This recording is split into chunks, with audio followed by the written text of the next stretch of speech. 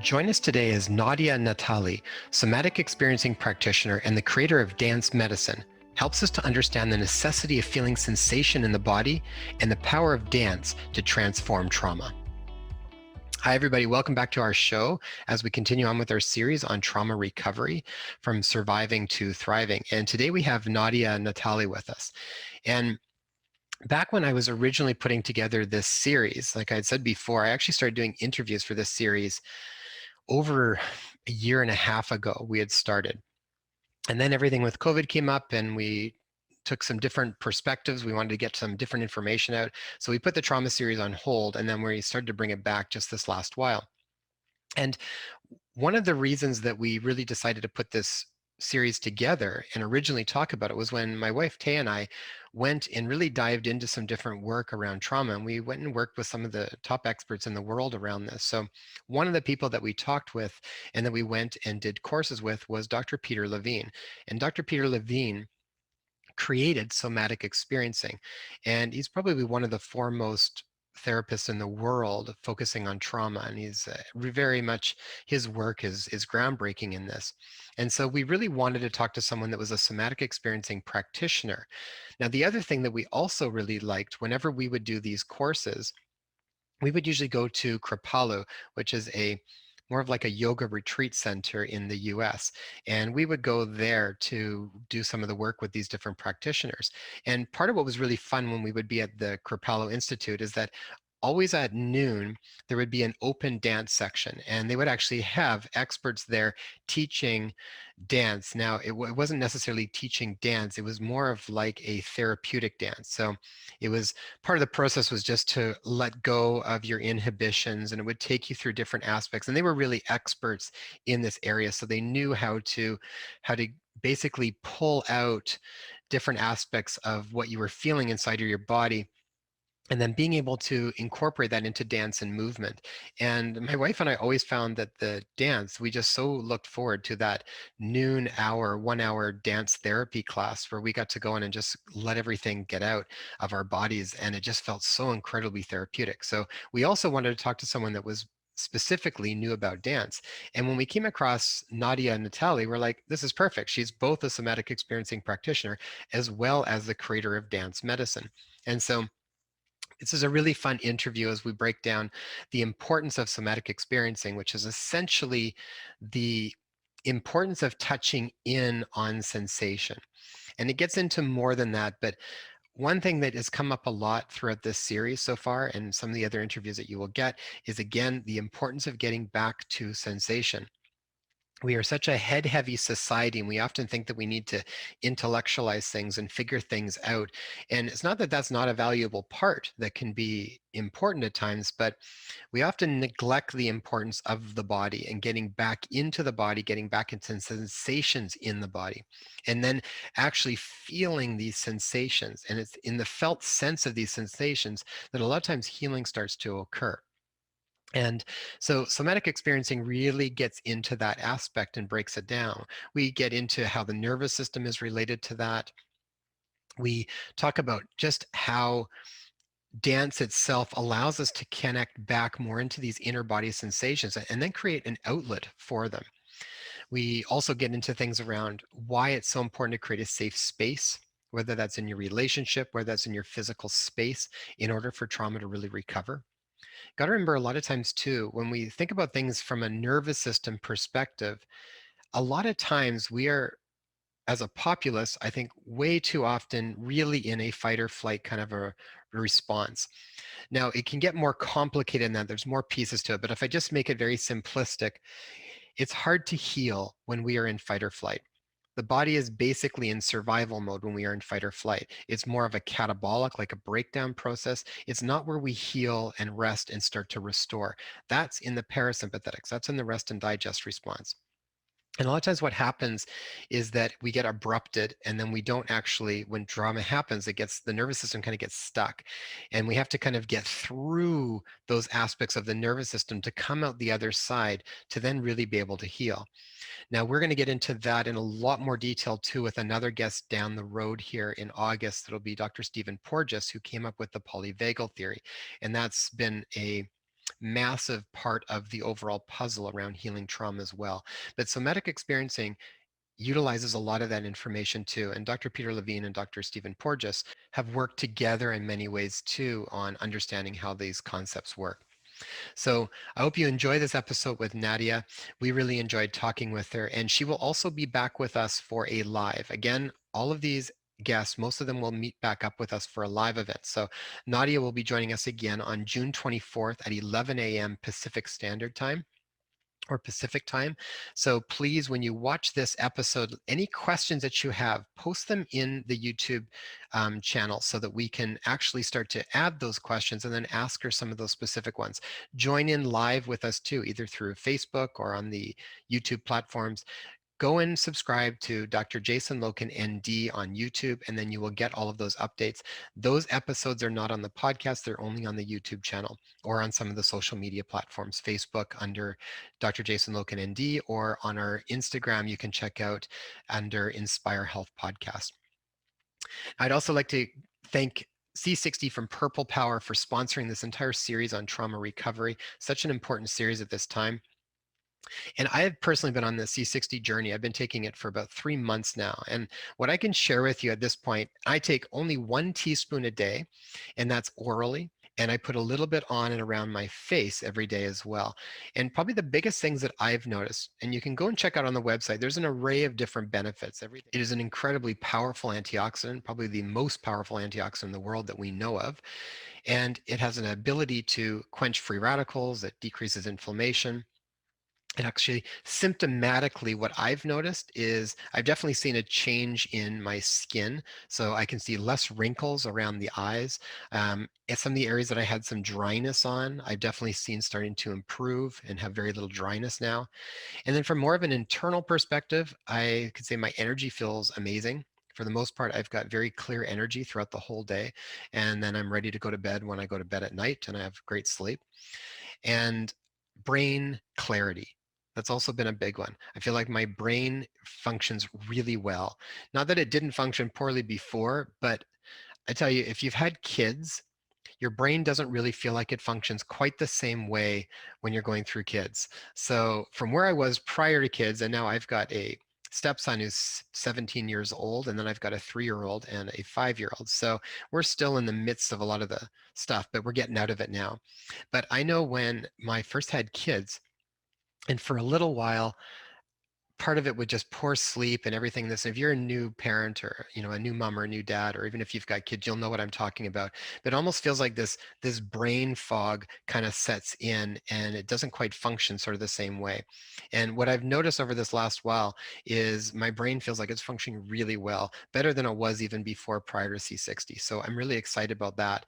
And I'm also getting ideas, like lots of ideas. I feel like I'm downloading more and more ideas all the time, and I feel like I'm able to synthesize ideas more completely and getting a bigger, broader understanding of concepts that is helping me even in setting up next phases of series for the podcast when I'm working with patients, all of these different things. So if you haven't checked it out yet, go to C60 from Purple Power. You can click the link in the show notes, or you can go to the website at inspirehealthpodcast.com, click the link on the top right corner, and you can get 15% off your order if you use the coupon code DRLOKEN, all in capitals. That's Dr. Loken, all in capitals, and you'll get 15% off your order.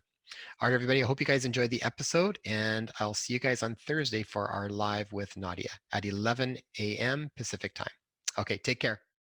Hi, Okay. everybody. Welcome back to the Inspire Health podcast as we continue on with our series on trauma recovery from surviving to thriving. And today we have with us Nadia Natali. Nadia received an MA in dance movement therapy from Hunter College in New York City and another MA in clinical psychotherapy from Santa Barbara Graduate Institute, specializing in trauma resolutions through somatic work. She's a Right. somatic experiencing practitioner, a registered practitioner of biodynamic cranial sacral therapy, and also has completed the 3-year training program in pre and perinatal therapy with Ray Castellino.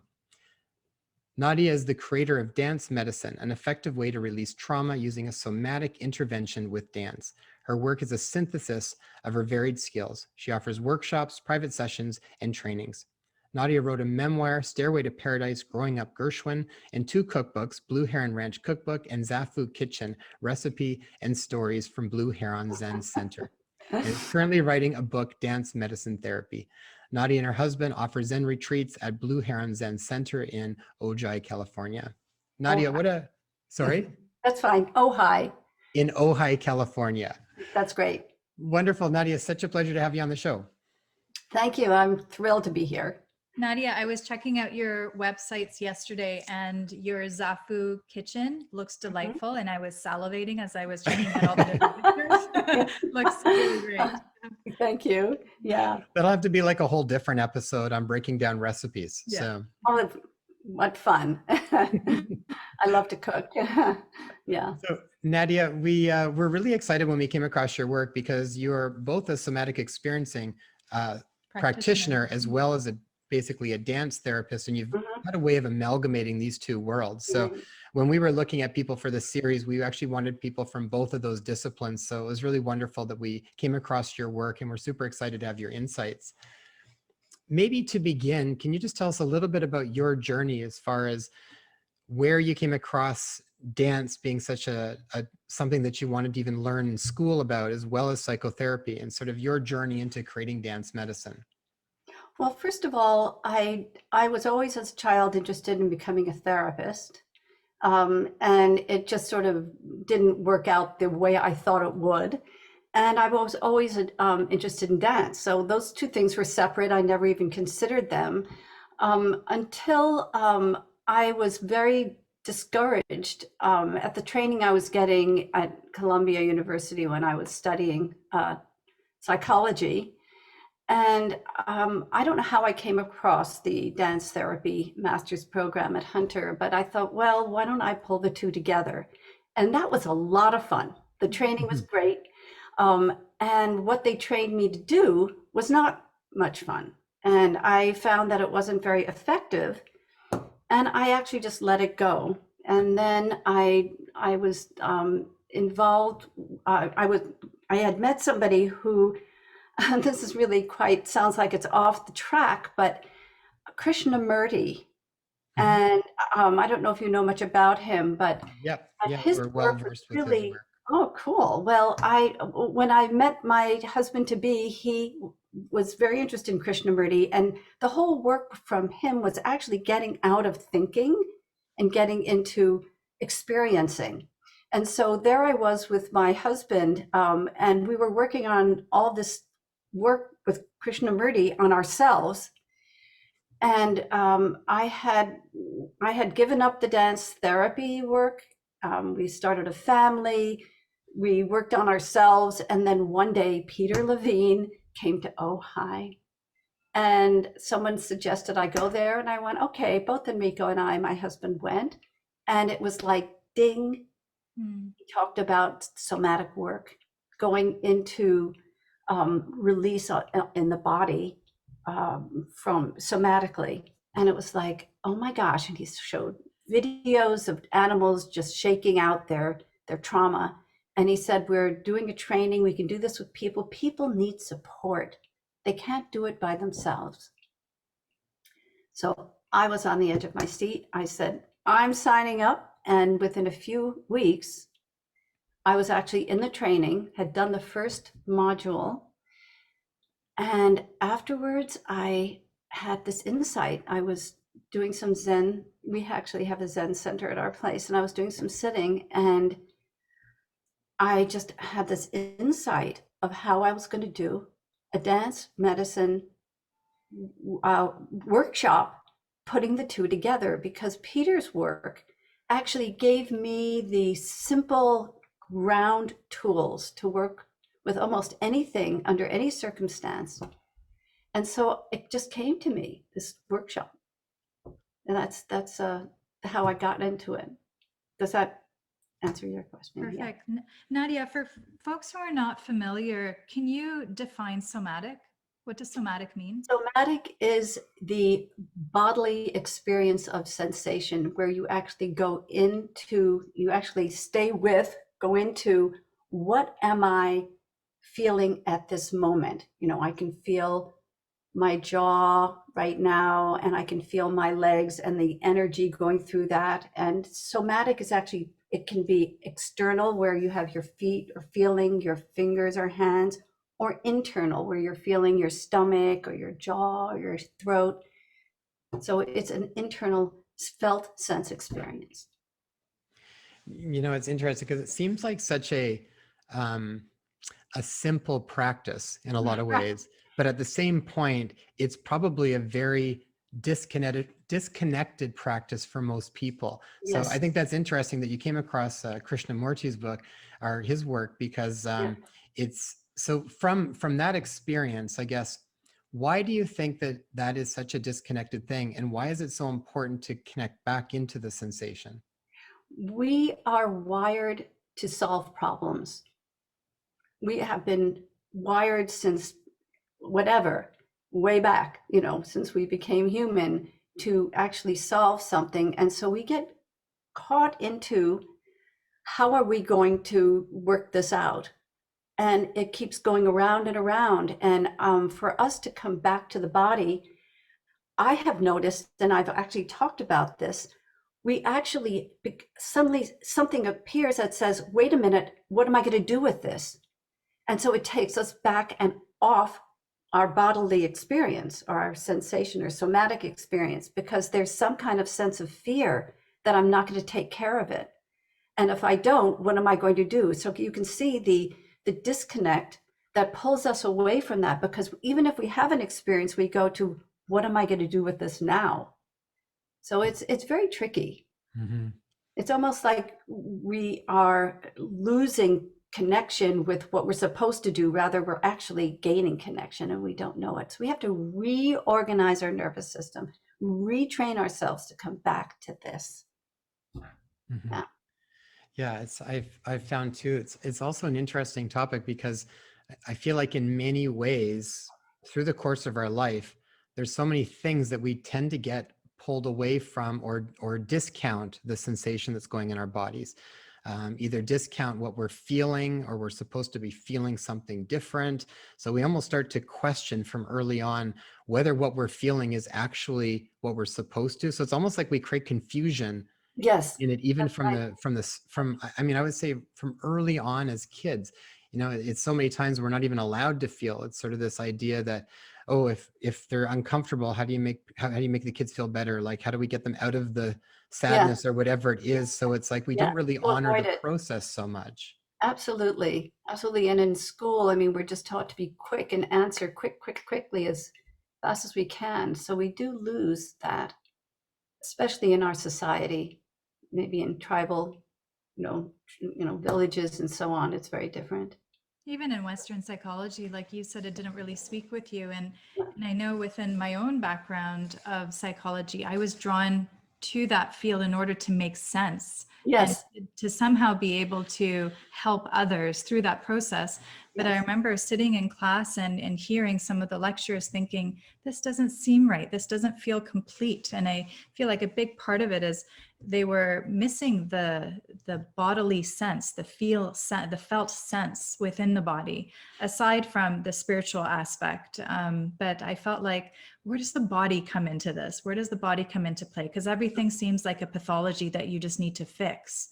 But like, how is the body communicating with you, and where's the space to actually tune into the body's wisdom?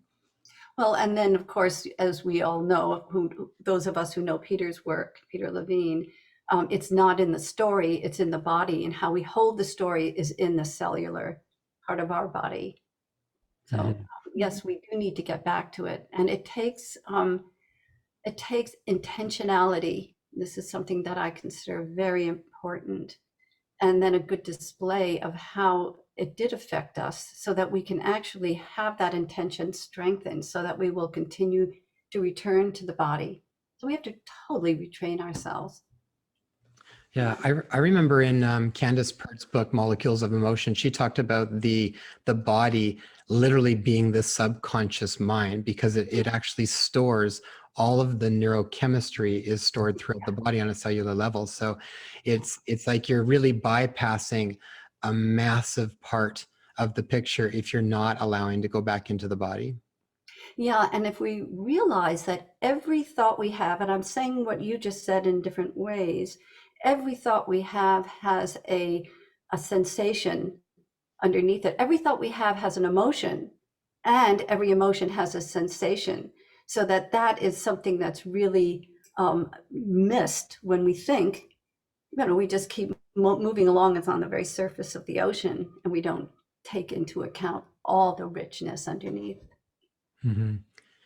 I remember going to Dr. Bessel Vanderkolk. van der Kolk's workshop back again towards the end of 2019, and it was held at Kripalu in the States, and there was a lot of folks who had never been to Kripalu as a retreat center, as a educational yoga center. Mhm. So they came as intellectuals and academics. And I remember the first evening that we gathered there during this weekend workshop, you can feel the agitation because Bessel was just going through these physical practices and not speaking much. and towards the end of the evening, just as he was wrapping up, his assistant said, well, maybe Bessel, you should speak a little bit about the process this weekend. And he said, no, I'm just going to leave it at that and let people go this evening and go to bed just feeling whatever it is that they're feeling.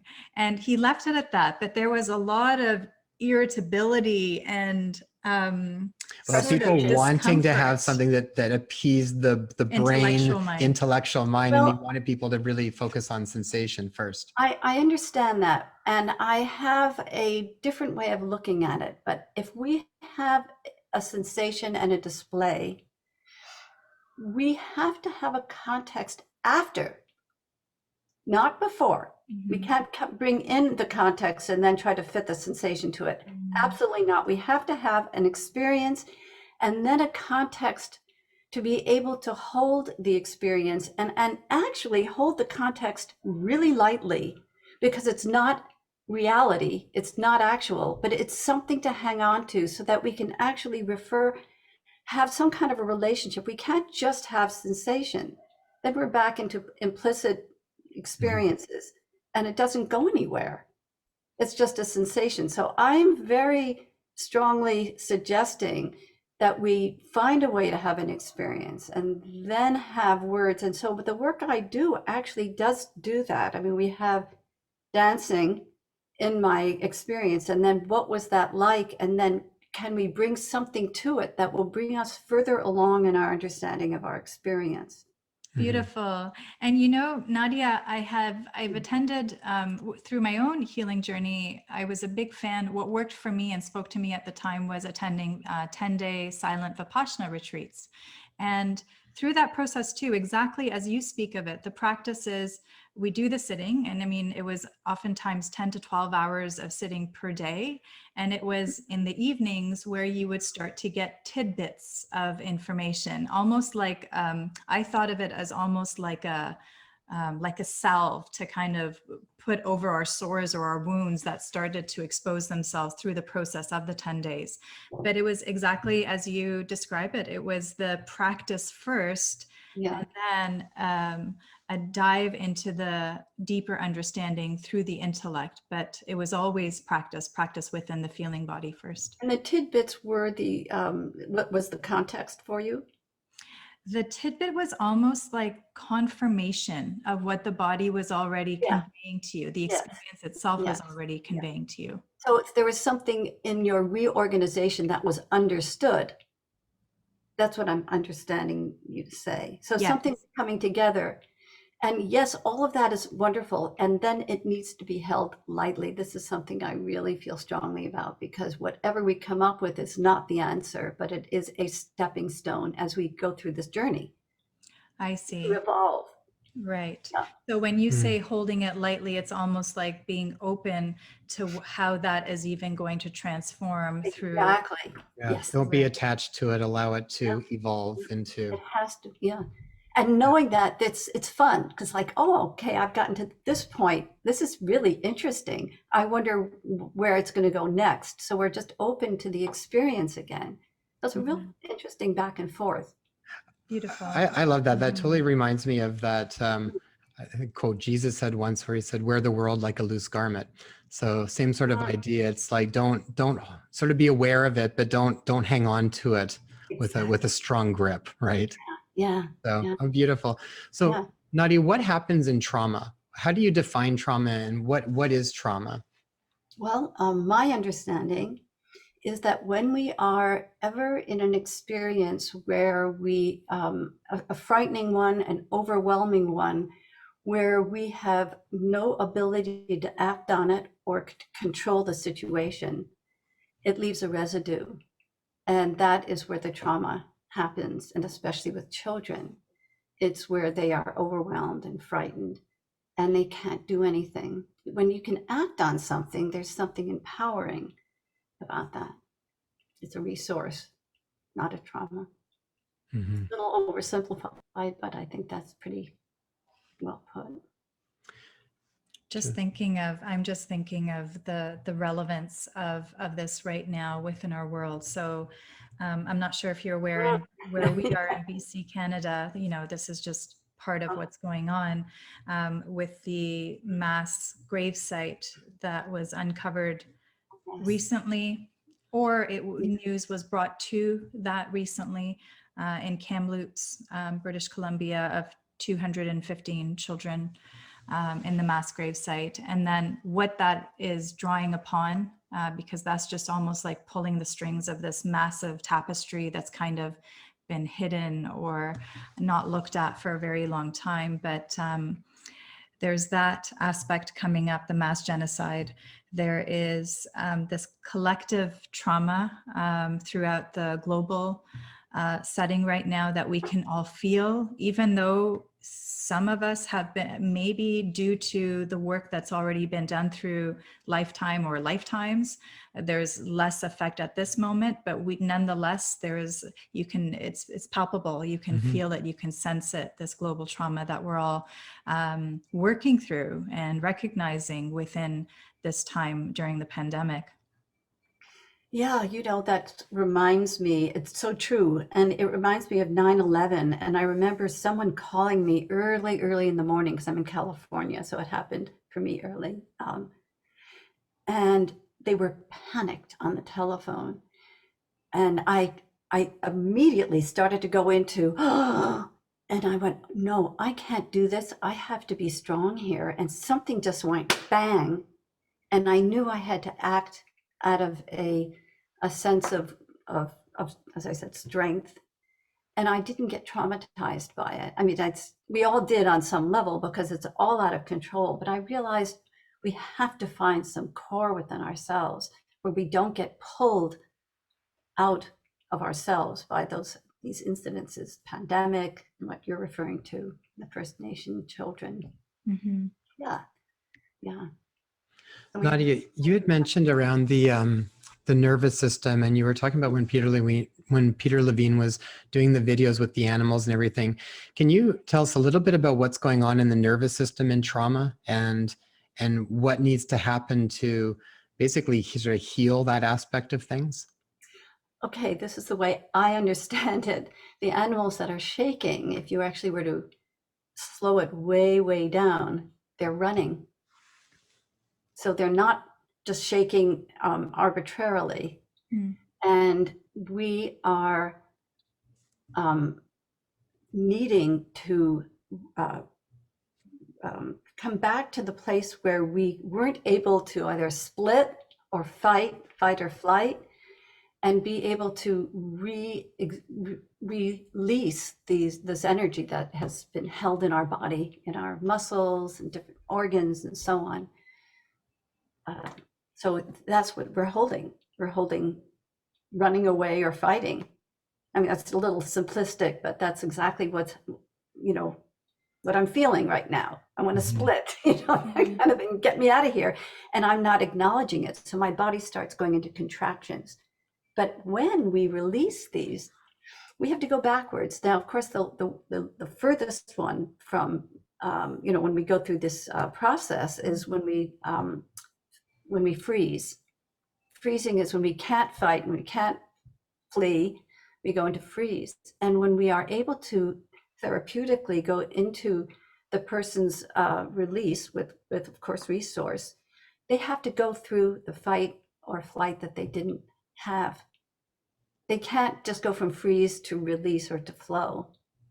They need to reverse it. They need to play it backwards, bottom up.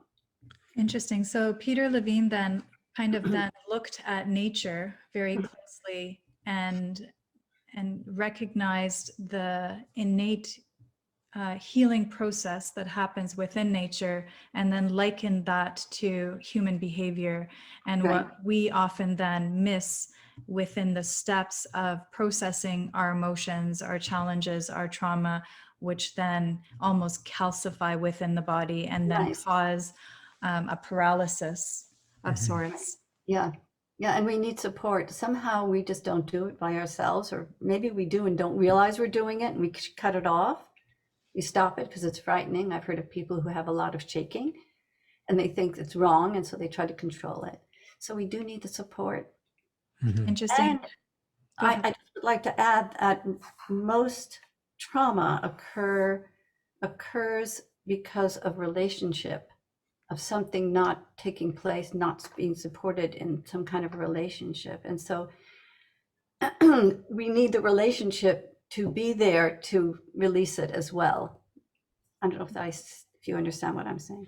Yeah, Absolutely. well, I think that also ties in with the necessity to have a safe space that allows healing Yes. to actually take place. Yes. It's almost like, I think a lot of times when people are in trauma, their nervous system is already sort of not in a sort of homeostatic balance. So that can't really happen until you're in a safe space, whatever that actually means for you at that point in time, to be able to allow the process to start to unwind. So the social brain has not developed adequately. So if you're a very young child, and don't have the attachment the healthy attachment, we didn't have the safe place then, and so we need to find it with somebody. It can't just happen in nature. So I'm just reiterating what I said. But Interesting. safety, trust is probably the most important aspect of no matter what kind of therapy you're doing. If you have that established, that will already make a difference. Just having that kind of relationship will make a difference. And the education of that, this is what's happening. Again, the context needs to be articulated so the person can say, oh my gosh, so this is why I'm feeling better when I talk to you, and I don't feel that well when I get out, but I can with you. And then that's a resource and you can reinforce that. Yeah.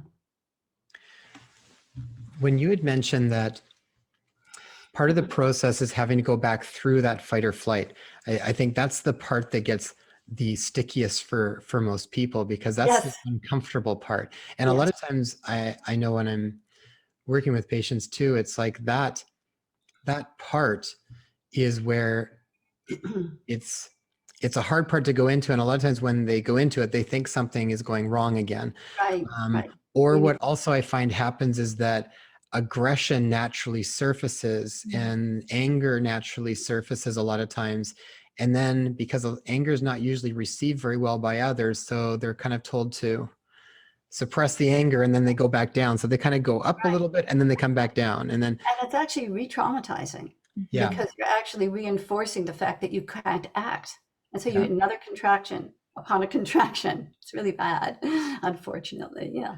So I'm wondering, maybe you can take us through a little bit of the process on how somatic experiencing works with that, with the process, as far as when we do go into that discomfort, because it does feel like discomfort. How do they navigate that so that we're able to actually move through the different phases of the nervous system and come out the other side? So the they is the therapist or both? So both. So the Okay. person as Okay. well as Yeah. the therapist, because it's a Yeah. relationship that basically I think is what creates the environment for the healing to happen. Well, the therapist needs to be pretty sophisticated in their own work. So right away, we need to be able to resource ourselves. And the sense of presence is important, very, very important. But I won't go into that right now. But that kind of presence of being, it's okay to normalize what's happening, to be able to say to the client and to myself, this is what's supposed to happen.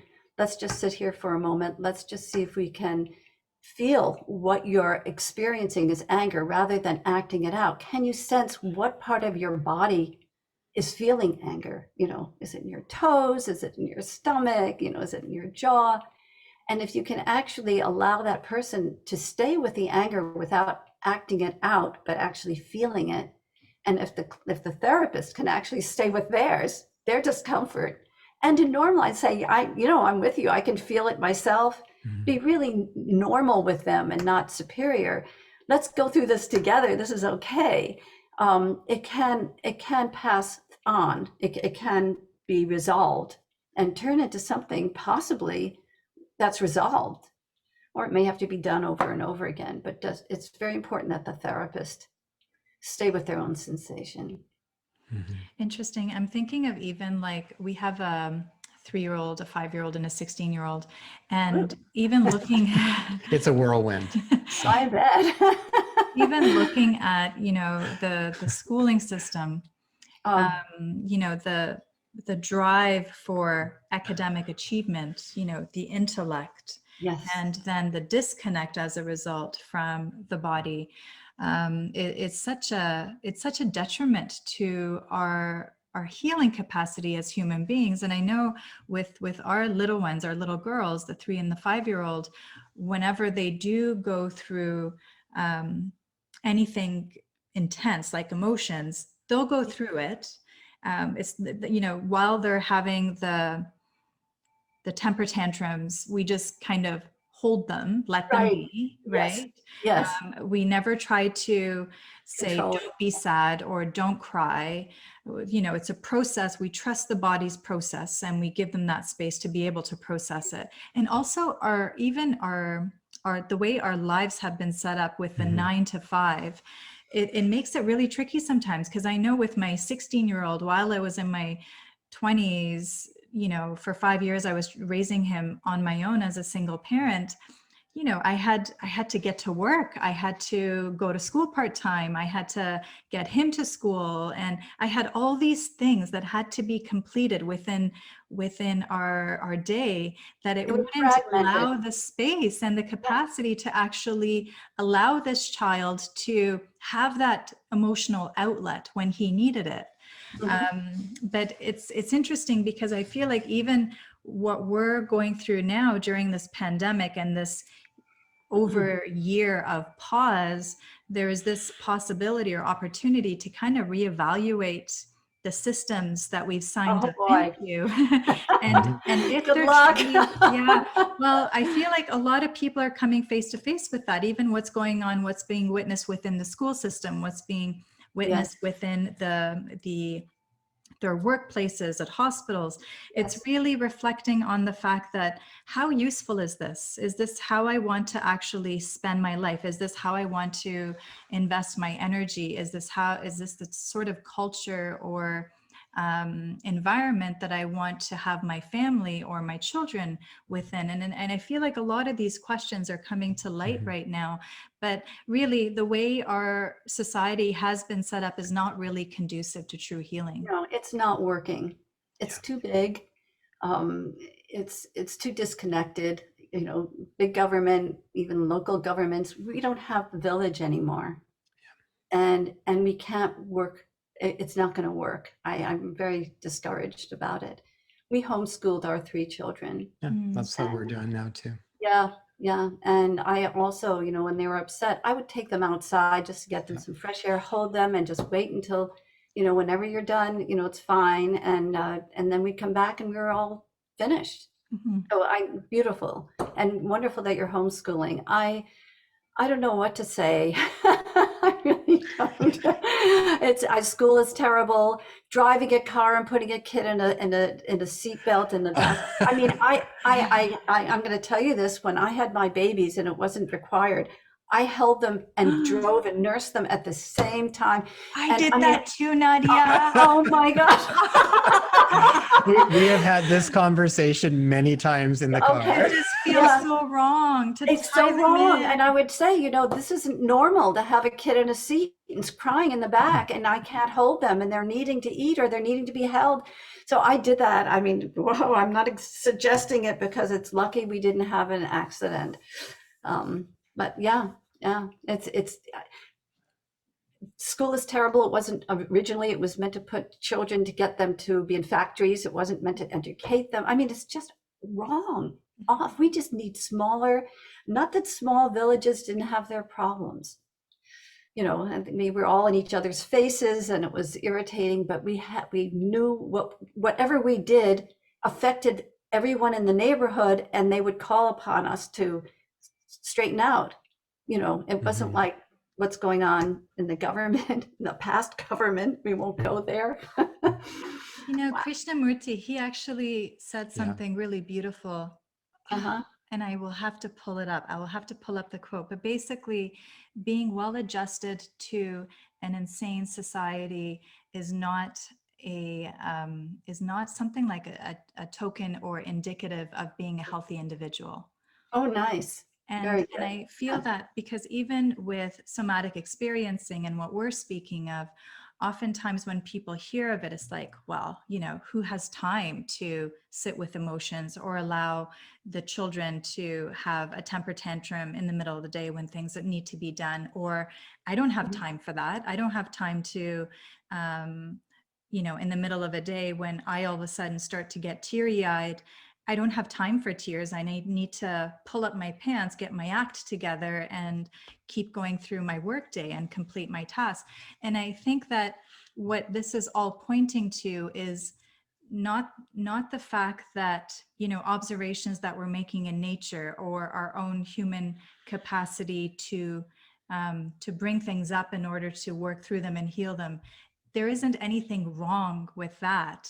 What it's all pointing to is the fact that our current society is not conducive to healthy living, and we need to Absolutely. reevaluate that. Yeah, you're absolutely right. And it's going to take, I don't have much hope, but there's going to be some groups of people who do see its value.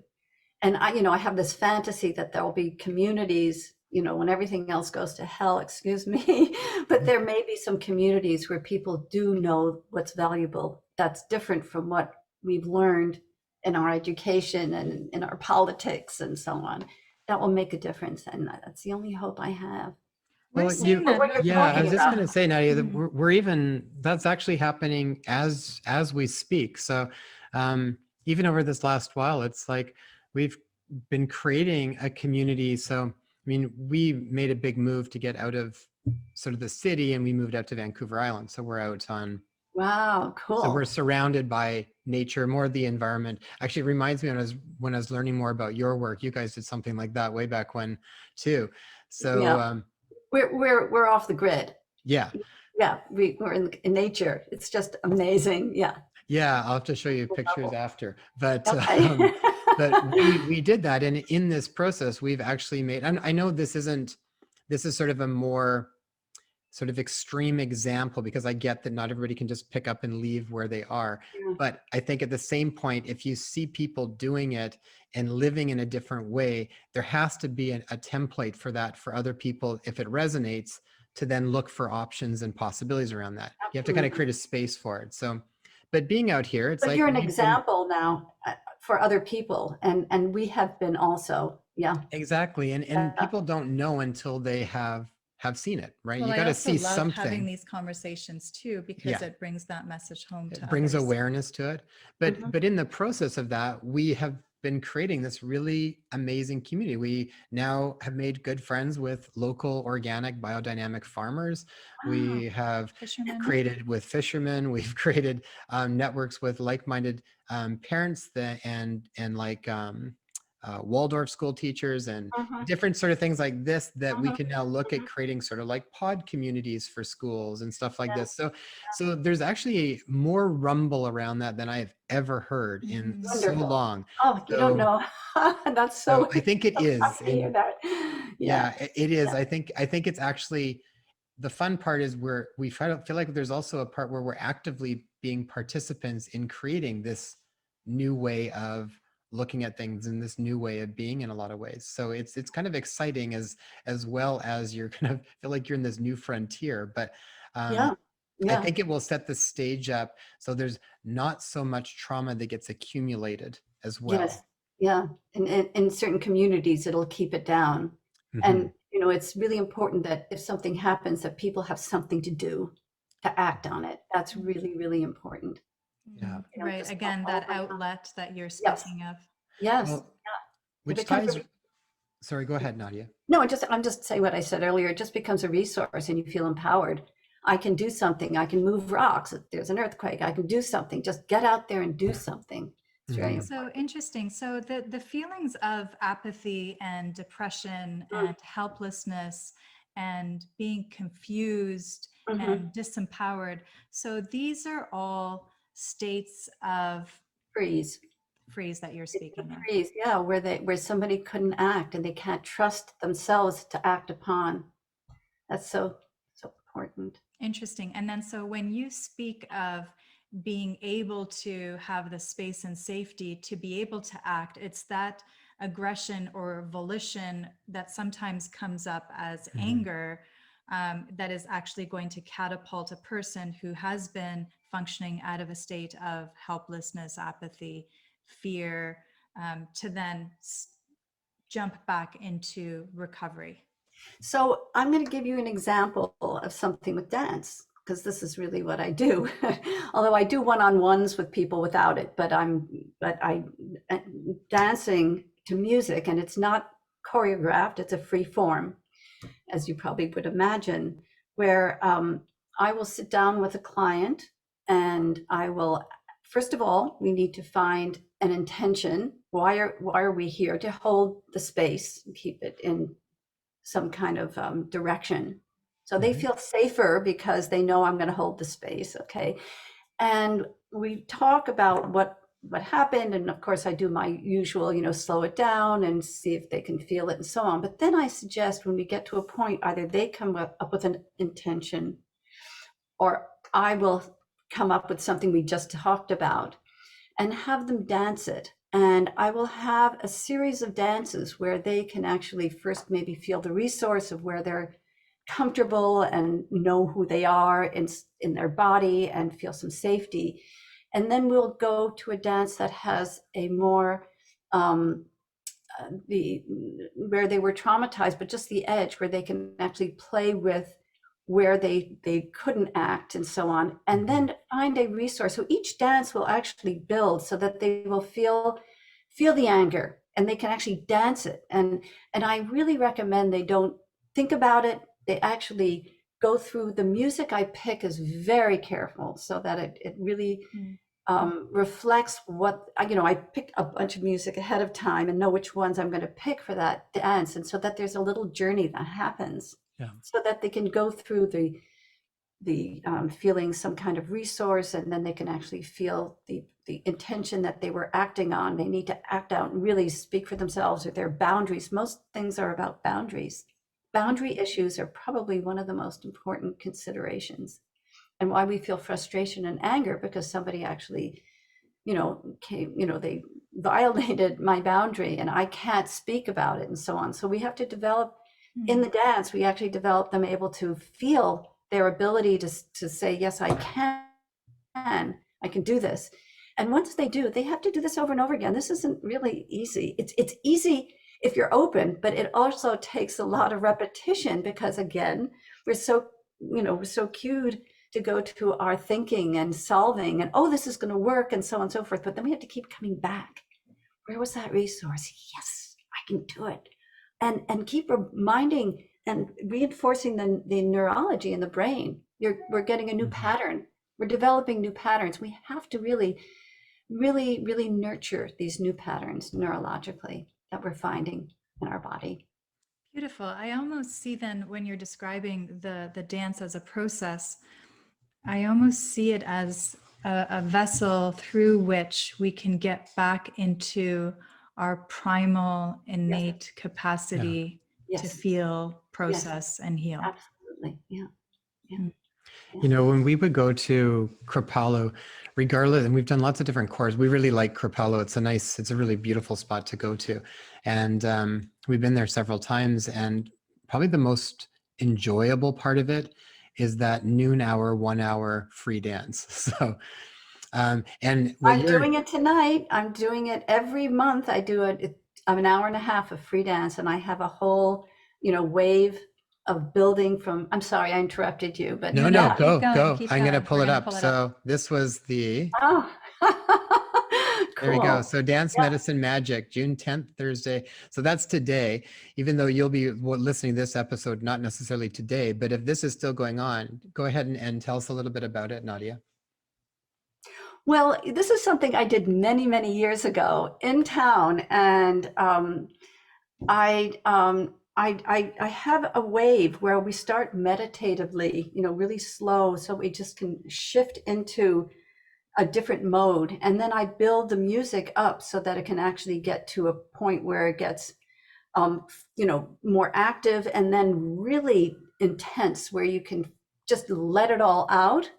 And then, whether it's anger or joy or whatever, but really strong. And then I come down into something what I would call more romantic, really slow it down so that you can actually feel your heart, and then gradually build up again to another wave, Hmm. where you can actually go through another experience of whatever you're needing, and then we end on a more slow it down to a more, at the end, not even more, a spiritual piece, so that you really go into spirit. So that's my Nice. Beautiful. example of it.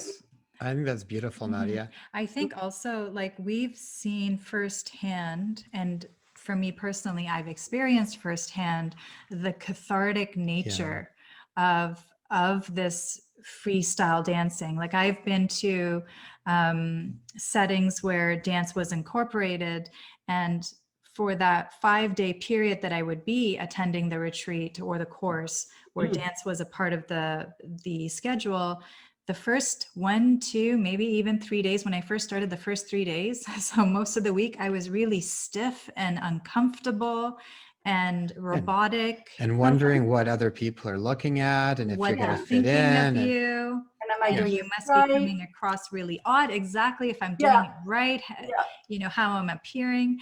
But I tell you, after through the repetition, as you said, Mhm. there's this freeing sort of energy that starts to wash over you, where it almost feels like the music is speaking to your soul, and your soul is just freely dancing through your physical body. Yes. So you let the dance you. Right. And then when you Yeah. when you spoke of, the coming down and Mhm. slowing it down a bit, I've wept myself, and I've seen many other people weep. Yes. Yeah. Yeah.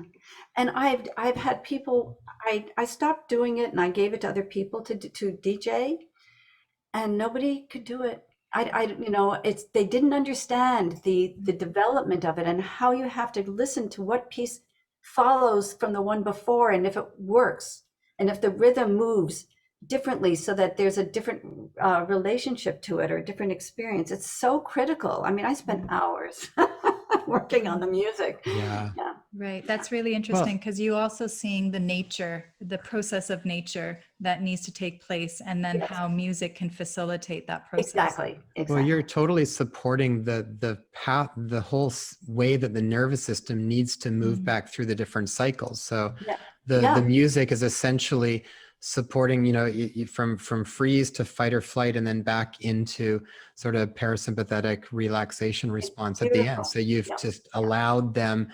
Yes. I mean, when you get the right, I know what you mean. When you find the right music that just sings to you for where you are. And I think sometimes this is what, at least my experience with music is, sometimes if it's almost like sometimes people try to they use music to try and push you into a certain state. Yes. And Oh, what awful. it sounds like what you're doing is you're I'm really leading. resonating with where Yes. they actually are, and then guiding, Yes. allowing them guiding to the whole Yes. process Yes. of it. So you're not trying to go here, even though I'm over here. You're starting Yes. where they are and facilitating that whole process. And it's, I mean, I've been through it too, and it's a really beautiful process. And Yeah. I'm still astonished at how powerful dance can be as a healer. I mean, even in the capacity for just not caring Mm. what people look at, like you've kind of don't care anymore how you're Yes. perceived. Yes. There's such a freeing feeling that like Taya was saying, where you connect back into that. To me, it's like you connect back, you allow the innate healing capacity of the body to just go. Because it's Well, almost like those, you know, those points that initially that we can feel very intimately and clearly whenever we're going through this process of the dance, mhm. that those blocks that show Mm, up as, so those blocks that prevent our energy from moving freely within the body, uninhibited, are the judgment, the yeah. fear of being judged or seen, or being vulnerable, not feeling safe. Like those blocks are actually preventing us from stepping into the fullness of who we are. Okay, so I would like to suggest that we use those blocks and notice and not judge. Oh, I am feeling self-conscious at this moment. Mm. Oh, cool. So that's what's happening. Or I'm going to dance very deliberately in a beautiful way because I just want to feel that way, and allow that to happen. Allow the vulnerability, allow the wanting to do it right to come and go, because it's going to show up anyway, and we can't get rid of. So we're going to, if we notice it and judge it, we're actually stopping ourselves. Mhm. Mm. So we want to include that. This is Mm. really, really important. This is this book I'm writing, I'm whole thing on presence, because if we can just include everything that shows up and go for it, go for the vulnerable, go for the, oh, I don't, Mhm. when I start feeling vulnerable and I lose it, something stops in me. And so that I'm willing to stop my dance and start over again. But not as a judgment, not because I did it wrong, but because I need to come back. And I notice that. So I play with that. Does that make sense? Rather than, Beautiful, Absolutely, absolutely. So it's absolutely. yeah, almost like what you resist persists. So why don't exactly. you just welcome it in? Yeah. Yes. Well, and Yeah. it's like the idea, I know something that helps me when those hard feelings come up is if I can actually picture them as if they are, now I use like one of my little girls. So I picture as if that's them, or me as being a little kid where that Mhm, originally came up, mhm, which might have been there really to protect me, right? In the best way that they could at that point in time, with the small tool belt that I had on dealing with life sometimes. mhm, And mhm. so it's sort of more like I would do when my kids are upset, where you just kind of hold them, right? It's Yes. that Yes. same feeling with these hard Yes. emotions. Mm. Can I just Yes. Yes. hold it and sort of still love it without trying to Yes. push it away or get past it? Because I think that's where you dissolve. To me, then it feels like this dissolving of whatever the neurochemistry even is in the body. I think that's where you just metabolize it. Right. No, beautifully put. Very, very nice. Yeah. Yeah. Nadia, one thing that you talked about in one of the videos I was watching with you too, you were talking about the importance of developing self-authority. I'm wondering if you can speak a Ah, little bit around that, because I I really love that, because I I think am the ultimate authority of being a human being. Is that what you heard? It is so cool if each of us can take that on. Who else knows what this is? Mm. How can anybody tell me Mm. from, an object? There's no such thing. I have to experience what this is, what it needs, what it's going to do. And I mean, there's no ego involved at all. It's just, I am not I. This is the ultimate authority of life. My God, it's just fascinating. So if I can just turn to this and trust how I read this, I'm with I'm integral. Hmm. I have integrity. Yeah.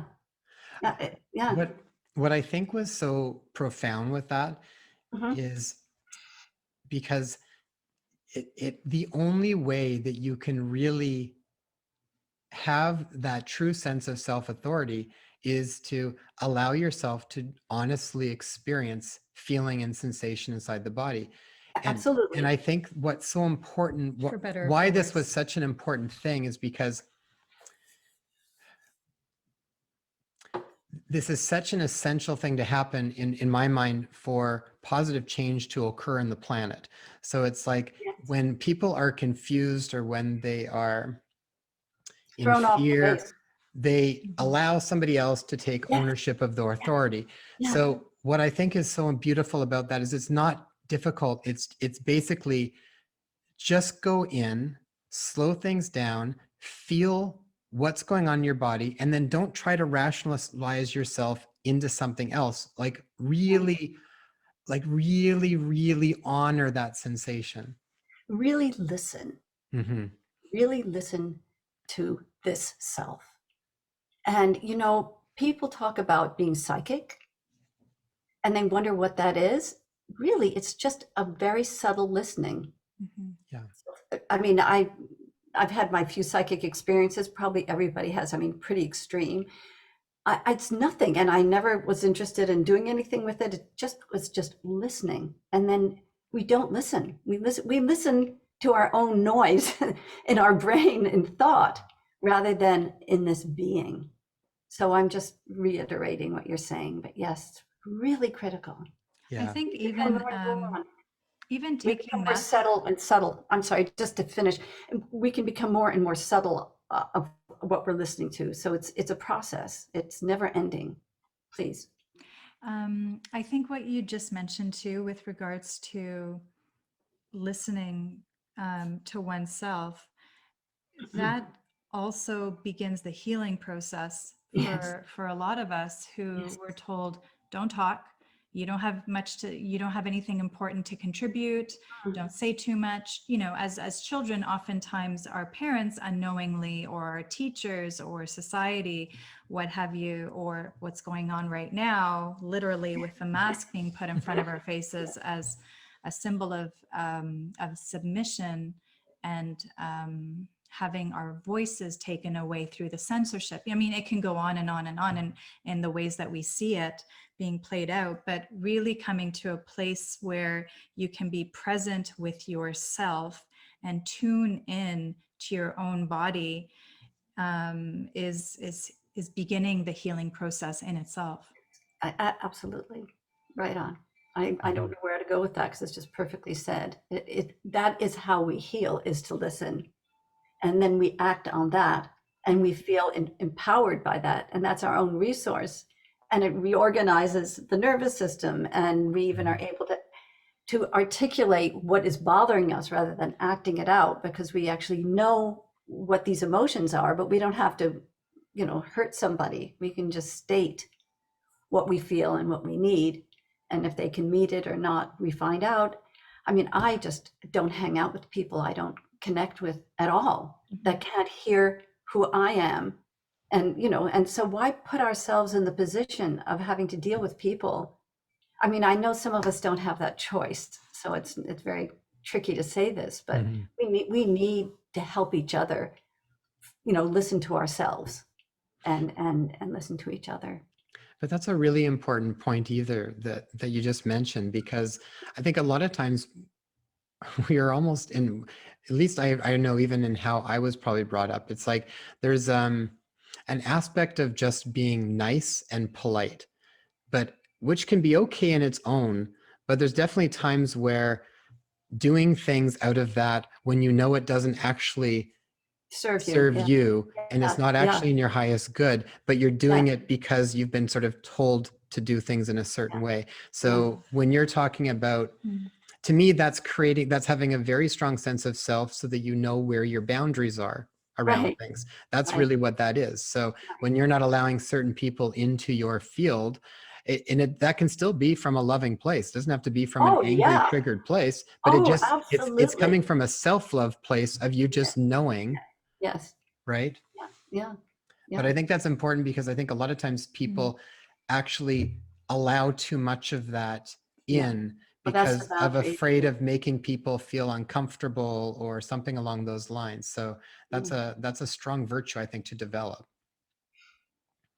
And I think really too, even when this is the beautiful thing about, well, you're doing dance therapy, and how does that exactly translate into everyday life? It absolutely does on a continual basis, because even what Jason was just speaking of that judgment card that you felt when you started to dance within a group setting, and that came up for you, what did that make you feel like? And when you brought in the invitation to, can you be with that rather than pushing it away? Can you be with that and hold it and let it be there and dance with it? Yeah. Well, it's this sort of fluid way then that we can actually become more intimately connected with what's coming up within our body while navigating our day, while constantly receiving tidbits of information of what's coming up. How am I moving through this? Oh, this is coming up. So fear of judgment or not being good enough or not feeling loved or whatever it is that is coming up, but you're constantly aware of almost these old holdings of trauma that are bubbling up to the surface. And because you're not pushing it down into the water for then another place in time or another time in the future, it'll inevitably pop back up. You can then allow it to rise for it to dissipate. Right. Right. You know, in what you were saying a moment ago, Jason, and what you're also referring to, I have found, maybe it's because I'm getting old, but I have found that if I can actually know who this is and not worry about being polite, but being real, I have found all people have responded to me far better. But I haven't hurt anybody. I'm just stating this is the truth for me, and you don't need to go there, but this is what I need. And I have found the response of other people to me has been much better than when I'm being good, which is why we are good, only because we want to be lovable, really. And it's just so interesting. This is where if you're not an authority with whom you are, to whom you are, I'm messing that up, people aren't interested in you. It's boring. We want to see you hold your truth. I'm much more interested in being with you guys who can actually say what's true for you than for you to just say, oh, that's great. You know, I mean, of course, if that's true, that's fine. But yeah. Well, that was kind of like a new definition of pure love. So this idea, because I mean, we've talked about this in other episodes before, but it's I feel like in lots of ways, I feel like spirituality has been hijacked in lots of different ways. And there's a lot of you just need to kind of only focus on all of this sort of stuff here and love, compassion. And it's like that in itself is great, but it's like, I don't feel like it's actually real if you haven't moved through things. And so the concept of pure love that makes sense to us now for ourselves is from a loving place for self and others, but being able to express yourself without censoring yourself.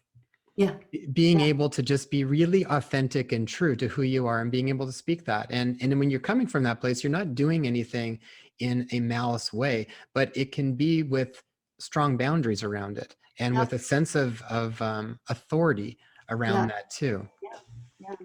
It makes me think of, I had attended a sound bath. So for those of you who are not familiar, it's a lot of crystal bowls or traditional singing bowls that are made of various metals. And the person, there's usually one person or sometimes more facilitating a concert of sounds, and you just basically, the ones that I've attended, it just lies down and just let the sounds wash over you. And I remember after one particular event, the gentleman who was facilitating that particular session, he said, you know, where he was describing how the bowls are made and how the different sounds resonate. And the singing bowls that are made of various metals are handmade, and they're banged into shape and form to create a certain resonance of sound. And there's also machine made singing bowls that are stamped and the same, and you always get the same sound, clear sound, same sound every time. But he said, you know, there's a certain richness that you're able to hear and tune into and feel within your whole beingness when you're listening to the sound and the resonance of the ones that have been physically banged up, that are irregular in size and shape, that are dented in different parts, as opposed to the ones that are factory stamped. And that made me think of exactly what you're saying, where when we're trying to be nice, we're kind of all try to be the same. The sameness. The sameness becomes boring. Whereas, you know, our life experiences are actually have created all sorts of dents and beautiful, beautiful. You know, it's sometimes it you know, you can describe it as ugly, but there's such richness there in the stories that we can tell, and the sounds that come through the experiences, that is quite profound and rich. That's a great analogy. I love that. I want to quickly say something about compassion. For me, true compassion is nothing you can conjure. It's only when you really understand where that person or yourself was coming from. Compassion's automatic. You can't call upon compassion. It's like one of those you know, factory made bowls. We talked about compassion just yesterday. We were interviewing, in light of everything that's gone on in Kamloops and these 215 Native children, the grave. So we were talking to a Mohawk elder, and who we become quite close with. And we had him there, and we were talking about it. And what came up was part of, like, the healing that happens is through the touching in on the pain. You have to be able to feel and touch in on the sadness, a certain level of the sadness and the pain, which then transmutes that into compassion if you allow yourself to actually go there to feel. Okay. Yeah. So you can't fake it. You can't try to be compassionate. Yeah. You know, when you're sad, angry, happy, any of those things, if you tune in, it loses a label. And you just feel just different parts just having their, I mean, it's just interesting. It just they're just different parts of your body just having living. And if you can stay with that, it shifts. And it does what it needs to do, and it very often dissipates. Even a, you know, happiness, which is great, but it has its moments too, and it comes and goes. Yeah, you definitely see the impermanence of emotion. I remember one of the books, Dr. David Hawkins wrote a book called Letting Go, The Pathway of Surrender. And he talks about, at the heart of it, it's letting go of the resistance to feeling what is coming up. And if you can just keep letting go of the resistance to feeling what's surfacing and then letting that go, you'll find you will go on a bit of a journey of different emotions, you know, like anger turns into grief, and grief turns into guilt, and they just move around. So if you can just sort of stay, like you said, without really labeling it, just letting go of resistance to allowing yourself to feel what is naturally arising in the body, the body will kind of cleanse itself to some point. And I do think we need support to do that, at least at first. Maybe not after a while. Some of us can remember, or, you know, we've again have had the display to hold that intention to go there. But a lot of people don't really believe it. I don't know if you've gone through that, but you really need to have them find a display, and then have them, give them a little homework, like, every day if they can find that place, because it's very hard to switch. We are so wired so deeply not to Mhm. go there. In fact, we Yeah. consider it shameful, which is huge. Yeah, Yeah. unfortunately. It's so beautiful. When not even when as we're kind of coming to a close in a little Yeah. bit here, where how does someone know when they have been healed? And I guess even more importantly, what does life start to look like when we're not living through the memories of our trauma? Healing is never ending. There's no such thing as being healed. It's healing. And what I like to say about therapy, or when you've had some therapy, is to help you for you to be able to handle your discomfort, to be able to be willing to stay with it. That to me is the best kind of therapy. There isn't, I'm going to make you happy and you're going to get over this. No, it's you're being able to stay with what you want to split from before, Mhm. and know that there's something you can hang on to, and you have a resource that you've had, and whatever it is, those two things are to me really the whole point of therapy or healing yourself, that you can't be healed. Yeah. That's actually, Nadia, Mhm. that's a really wonderful litmus test for people to know where they are in the journey too. Mm-hmm. So, Mm-hmm. I mean, I know Yes. personally, it's like if I Yeah. had something that would trigger me like this, and if Mm-hmm. I kind of realize down the road that it's happening and my resilience for it starts to shift, where I Yes. find I can hold that space longer, it doesn't triggers me as much. I Yes. know that something is transforming with that. Yes, And and you don't have to be at the end of it. I mean, there's no shame. You yeah, just that process is so beautiful because it's positive. And so you want more of it. yeah. And it's slow. That's fine. We don't need it quick. We have a little bit of time to do it. Yeah, Yeah, yeah, it's one of these things that's just going to keep going on for our entire life. So that's if we right. keep practicing, we'll just keep getting better and better with it. So, Yes, and more subtle. That's what's mhm, so cool. More nuanced. It's really yeah, beautiful. Yeah. definitely. And I think like less thinking about it. I think it's like sort of human nature at this point that we almost like are really trying to think about even the somatic experiencing. There's a Right. lot of thinking going Yes. into it. Yes. And as you go along, I think it's less sort of a process and more of just an organic experience that your body just starts to do as it learns how to do it better and better. And that's why dance is so great, because you can Yeah. drop. I mean, thinking may happen while you're dancing, but you're not, that isn't primary, and you can notice that. Yeah. Mhm. Yeah. Nadia, what could be three key steps that someone that's listening to this podcast that is working through trauma or on the healing path of healing from trauma, what are three sort of key steps that we could leave them with that they could start to implement right away to be a support? Safety is number one, and trust. I would put that as the uh, primary. Find a safe place, find a safe person, and find a sense of safety inside yourself at some point in your life if you had. So that's number one. Um, Going slowly. The pacing is really critical. Slow is fast because it is so difficult that you don't want to push anything. You don't want to push yourself. You're willing to go slowly, and knowing the value of that is very critical. Um, Finding a resource. I mean, maybe that's safety, but the safety is in a situation, especially in a relationship. So that was the number one.